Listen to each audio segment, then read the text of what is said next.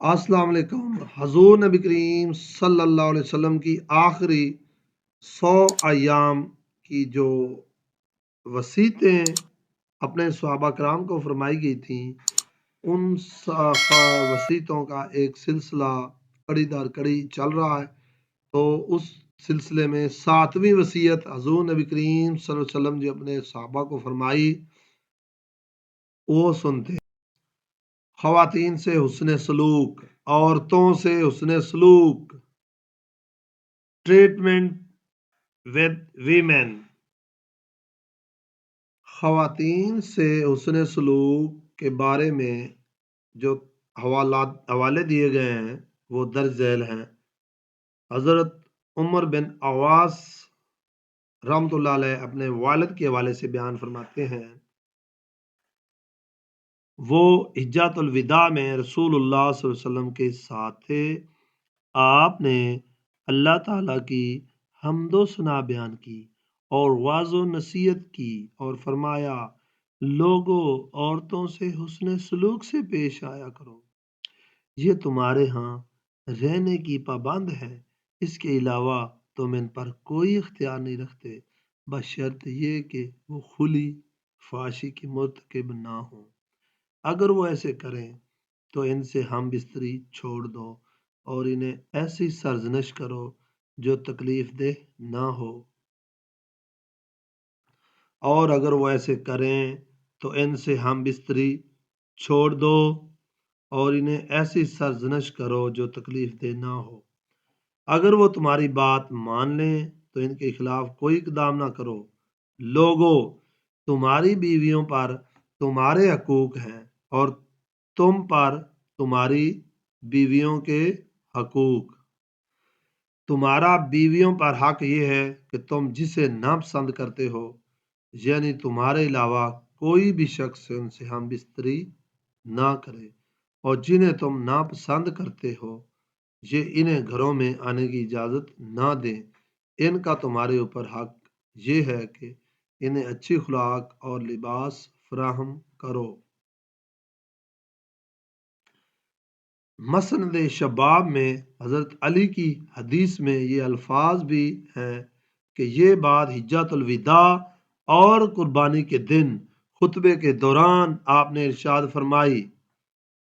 حضرت جابر نے نبی کریم صلی اللہ علیہ وسلم کے طریقہ حج کی طویل حدیث میں عرفہ کے خطبے کے تذکرہ میں کہا ہے کہ آپ صلی اللہ علیہ وسلم نے اس میں یہ بھی ارشاد فرمایا، تم عورتوں کے بارے میں اللہ سے ڈرو، تم نے انہیں اللہ کی امانت کے طور پر لیا ہے اور اللہ کے کلام کے ذریعے ان کی شرمگاہیں اپنے لیے جائز کروائیں۔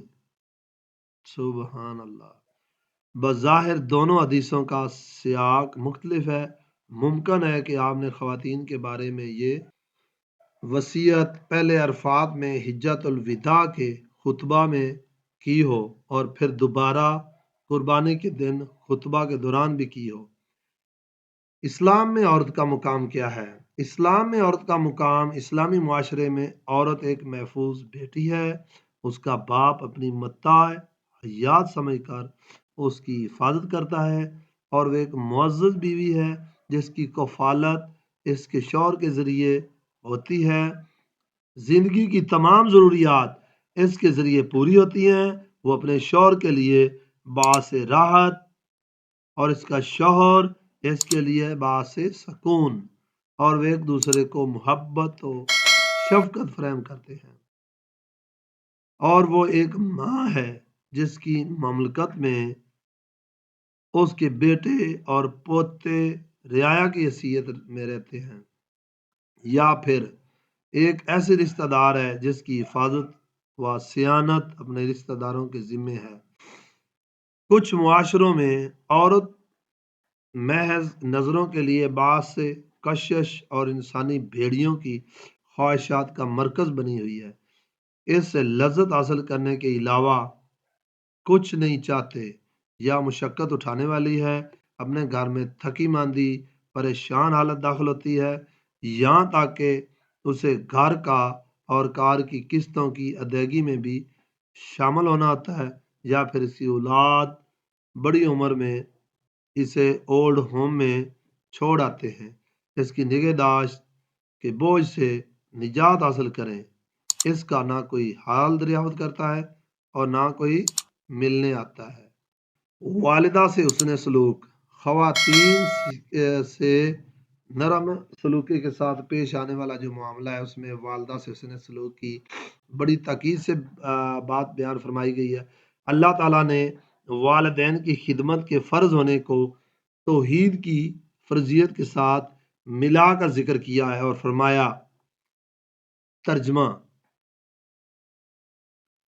اور آپ کے رب نے فیصلہ کر دیا ہے کہ اس کے سوا کسی کی عبادت نہ کرو اور ماں باپ کے ساتھ اچھا سلوک کرو، اور اگر آپ کے ہاں دونوں میں سے ایک یا دونوں بڑھاپے کو پہنچ جائیں تو ان دونوں کو اوف نہ کہو اور نہ انہیں جھڑکو، اور ان سے بہت کرم والی بات کہو اور رحم دلی سے ان کے لیے تواضع کا بازار جھکا دو، اور یہ دعا کرو کہ اے میرے رب ان دونوں پر رحم فرما جیسے انہوں نے چھوٹا ہونے کی حالت میں مجھے پالا۔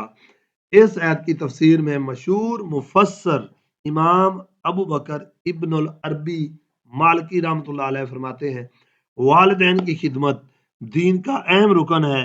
ان کی خدمت قول و فعل اور دونوں طریقے سے کی جائے۔ والدین اگر کافر بھی ہوں اور اولاد کو کفر کرنے پر مجبور بھی کریں، تب بھی اللہ تعالیٰ نے ان کے ساتھ حسن سلوک کا حکم دیا ہے۔ ارشاد باری تعالیٰ ہے قرآن مجید میں سورۃ لقمان آیت نمبر 15 میں اس کی وضاحت فرمائی گئی ہے، اور اگر دونوں تجھ پر زور دیں کہ تو میرے ساتھ اس چیز کو شریک کرے جس کا تجھے کوئی علم نہیں، تو ان کا کہنا نہ مان اور دنیا میں اچھے طریقے سے ان کے ساتھ رہ اور اس شخص کے راستے پر چل جو میری طرف رجوع کرتا ہے، پھر میری ہی طرف تمہیں لوٹ کر آنا ہے، میں تمہیں بتاؤں گا جو کچھ تم کیا کرتے تھے۔ حدیث پاک نے اس بات کو بھی واضح فرما دیا کہ والدین میں سے حسن سلوک کے مستحق خدمت اور خدمت کی زیادہ مستحق ہے۔ ایک صحابی نے رسول اللہ صلی اللہ علیہ وآلہ وسلم سے فرمایا، خدمت میں عرض کیا، یا رسول اللہ میرے حسن سلوک کا زیادہ مستحق کون ہے؟ آپ صلی اللہ علیہ وسلم نے فرمایا، تمہاری والدہ۔ اس نے عرض کیا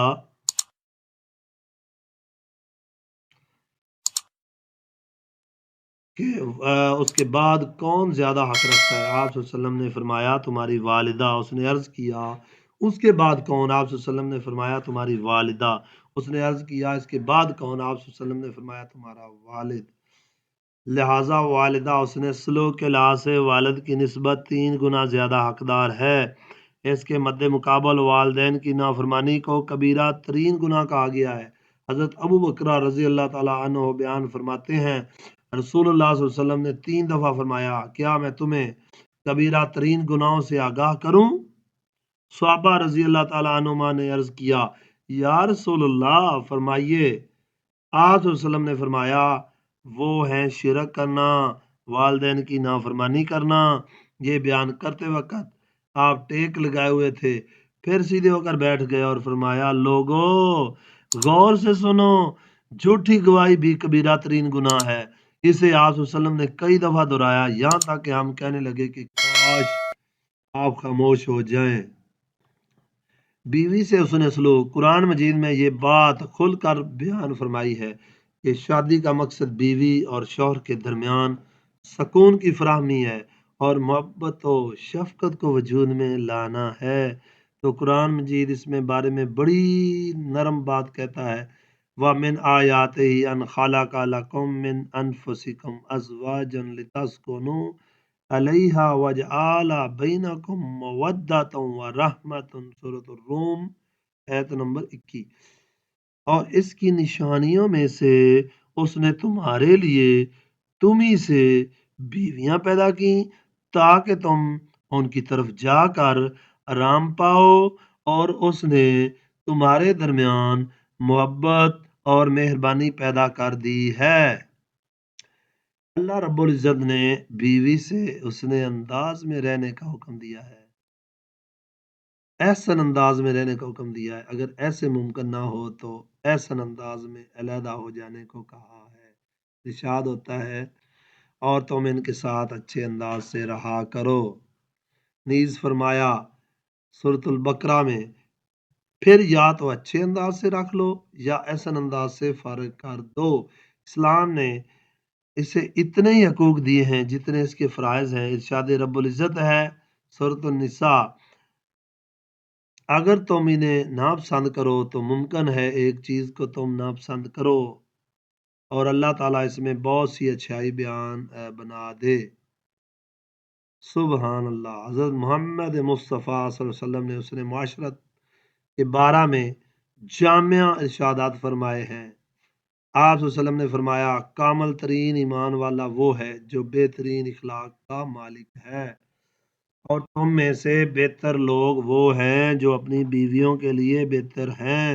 حضرت عائشہ کے حوالے سے آپ صلی اللہ علیہ وسلم کا ارشاد گرامی ہے، تم میں سے بہتر وہ ہیں جو اپنے گھر والوں کے لیے بہتر ہیں، میں اپنے گھر والوں کے لیے بہترین ہوں۔